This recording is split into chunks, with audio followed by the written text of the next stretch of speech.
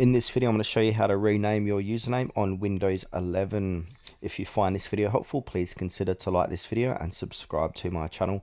In saying that, let's just jump straight into the video. Okay, so the most common way is to, if you're using a Microsoft account, is basically change it there. So we need to go to search, type in settings, click on the settings.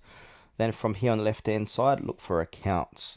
Now to the right, under account settings, go ahead and click onto your info. Then from here, click on to your info under account settings.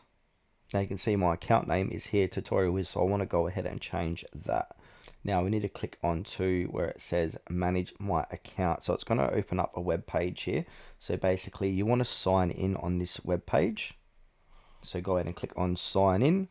Then once you sign in, you want to click onto your info and then edit name, then save changes and restart your PC. So I'm inside my Microsoft account. Now on the left hand side, as I said, just click onto your info. Now to the right of that, full name is here. So I want to edit my name. Say I made a spelling mistake. So I just want to remove that extra Z and click on save.